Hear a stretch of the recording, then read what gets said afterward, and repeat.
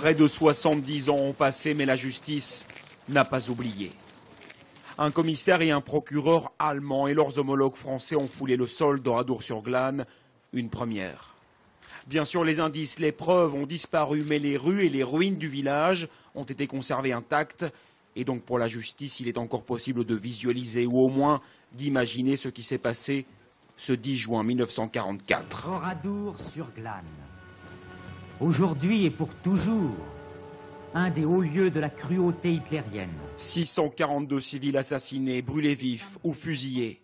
4 jours après le débarquement, une division de la Waffen-SS remonte vers la Normandie. Elle s'arrête à Oradour et perpètre le plus grand massacre de civils français de la Seconde Guerre mondiale. Seuls 21 soldats avaient été jugés et condamnés pour leur participation à la tuerie en 1953, parmi eux 14 Alsaciens enrôlés de force dans l'armée allemande. On croyait l'histoire terminée. Pourtant, en 2010, des documents de l'ex-RDA persuadent la justice allemande de rouvrir l'enquête. 6 suspects encore en vie sont identifiés, tous ont plus de 85 ans, mais un nouveau procès est donc possible. Trop tard pour l'un des 6 survivants du massacre. J'aurais aimé qu'elle arrive beaucoup plus tôt.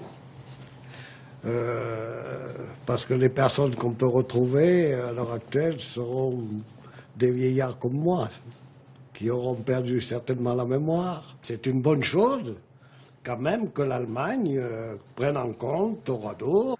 Le procureur allemand prendra sa décision sur la tenue éventuelle d'un nouveau procès dans les prochains mois. Bonsoir Arnaud Boutet, vous êtes en direct à Berlin. Est-ce qu'on suit de près cette enquête en Allemagne ?